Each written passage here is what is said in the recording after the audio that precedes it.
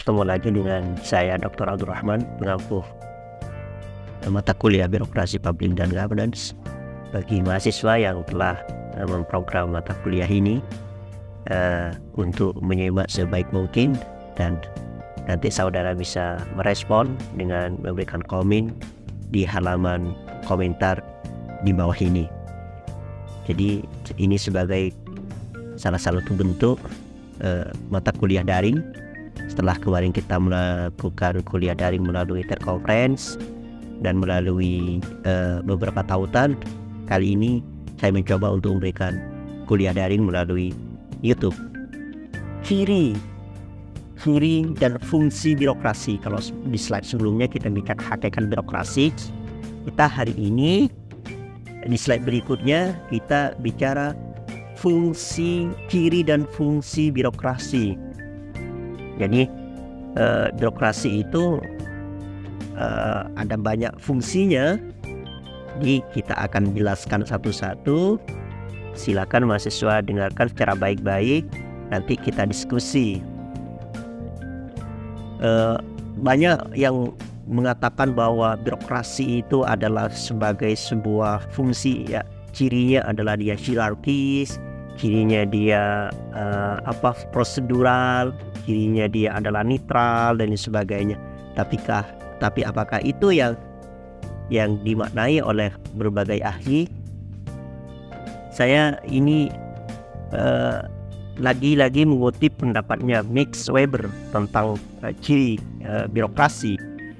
Max Weber mengatakan birokrasi itu adalah administratif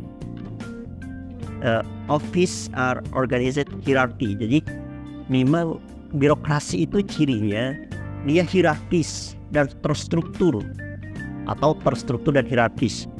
Jadi dia sering saya bilang dia sifatnya uniform, seragam dari atas ke bawah itu. Itu ciri birokrasi yang dikemukakan oleh Max Weber. Salah satunya adalah hierarkis. Jadi terorganisir dari atas hingga ke bawah, sehingga kalau ada kebijakan dari pemerintah pusat, di bawah harus ikut sampai ke RT RW. Misalkan contoh yang sekarang lagi populer itu, pemerintah sekarang membuat kebijakan physical distancing. Jadi sampai ke masyarakat paling bawah harus mengikuti itu. Itu cirinya terorganisir dan tersusun secara hierarkis dari atas ke bawah. Kebijakannya uniform atau seragam. Kedua, Weber mengatakan each office has its own area of competence. Jadi jabatan di birokrasi itu ada wilayah kompetensinya.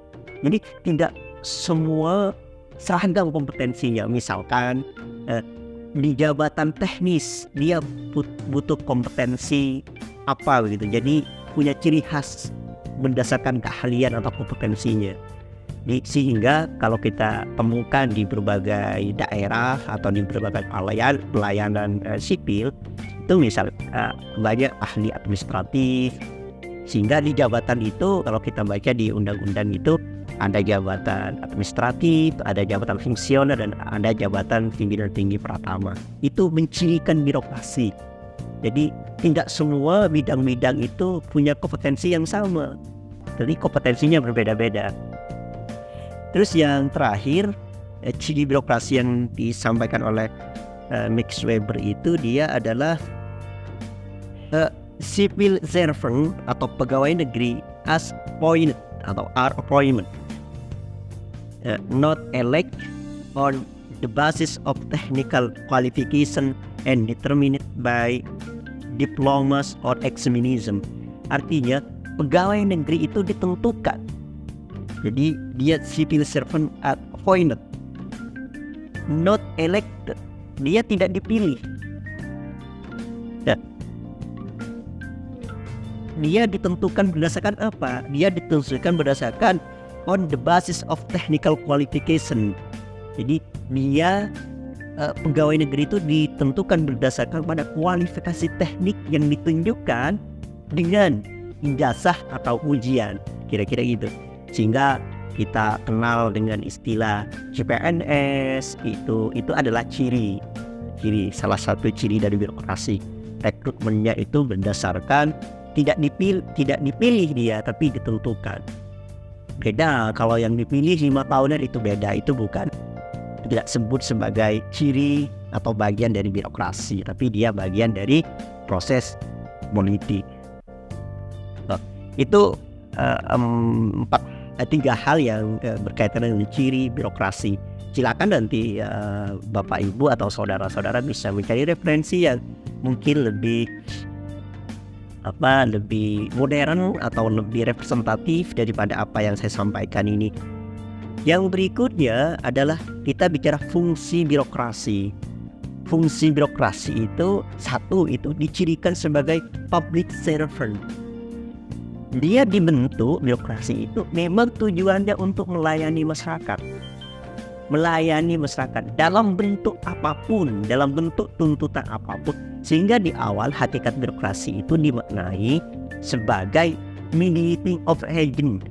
Dia sebagai jembatan antara kepentingan masyarakat dengan kepentingan pemerintah.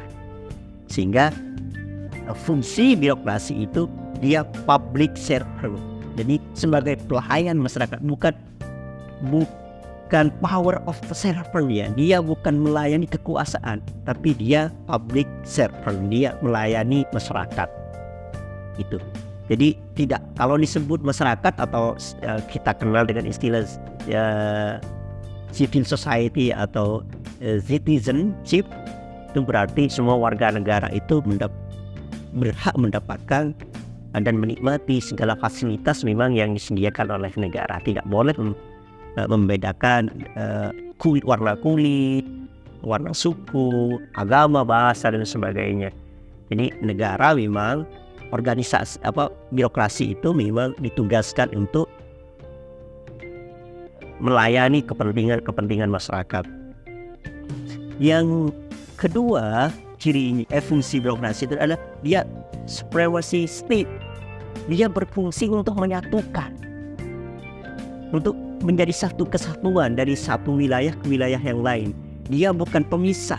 Jadi dia menjadi kawat ya. Sehingga dengan adanya birokrasi itu negara itu menjadi satu kesatuan.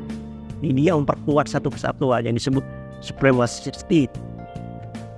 Jadi kedaulatan negara itu menjadi satu karena keberadaan instrumen yang satu ini, yaitu birokrasi. Jadi dia kalau misalkan ada konflik, birokrasi itu hadir untuk menjembatani itu, sehingga birokrasi ini tidak menjadi parasit, tapi dia menjadi solusi bagi keadaan bangsa yang saat ini terjadi. Yang ketiga dicirikan adalah service expenditure, atau dia melayani dengan mengeluarkan uang. Birokrasi itu bukan dia melayani dengan minta uang. Ini yang sering terjadi di berbagai instansi mungkin yang Bapak Ibu sering alami. Ingat, birokrasi itu adalah service expenditure. Dia melayani dan mengeluarkan uangnya. Jadi bisa diartikan bahwa segala fasilitas yang akan diberikan oleh birokrasi itu dia sifatnya gratis gitu. Bukan melayani dengan meminta uang, tapi dia mengeluarkan biaya sendiri birokrasi itu. Sehingga kalau kita kenal dengan pembuatan EKTP, KK dan sebagainya, itu memang semestinya gratis ya.